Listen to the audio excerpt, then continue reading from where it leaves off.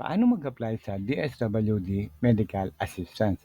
Tuturo ko sa inyo yan step by step at tuturo ko rin sa inyo kung saan tayo pwedeng pumunta o kunin ang ating medical assistance. Unang-una, sino ang mga eligible dito? Ito ay para sa mga pamilyang hindi kayang tustusan ang medical expenses, may emergency o crisis situation. Susunod, ano mga kailangan dokumento? So take note ha, valid government-issued ID para sa pasyente o ng representative kung hindi siya mismo ang mag-a-apply. Susunod, medical certificate, clinical abstract, medical abstract mula sa doktor at dapat may pirma at lisensya o license number ng doktor. Dapat less than 3 months o 3 buwan mula sa pagka-issue ng mga dokumento. Maximum po yan, 3 months. Kung hospitalization naman, kailangan ng hospital bill, statement of account, discharge summary, cost estimate at quotation.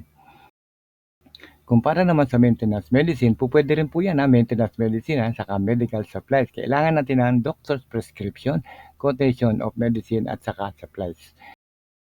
Para sa malaking tulong naman o malakihang gastos, dapat may social case study report o katibayan ng indigency mula sa barangay. So number 3, magpunta na tayo sa pinakamalapit na opisina ng DSWD. Kung kayo ay taga Pasay, Parañaque, Las Piñas, Muntinlupa, meron po tayo sa Baclaran Satellite Office. Nasa second floor po yan ng Victory Food Market, malapit po sa Baclaran Church.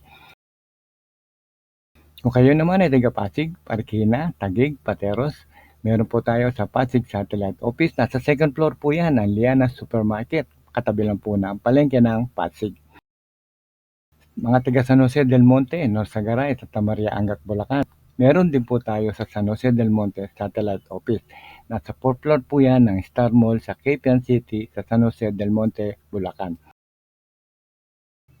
Mga taga Rodriguez Rizal naman, San Mateo Rizal. Meron din po tayo sa Rodriguez Satellite Office na nasa ground floor ng Municipal Hall o munisipyo ng Rodriguez Rizal. Para naman sa mga nasa labas ng Metro Manila, sumangguni sa inyong local na DSWD para makapag-apply. Kung wala kayong idea kung nasaan ang DSWD sa lugar nyo, pwede nyong i-search kay Google at i-type nyo lang ang DSWD near me.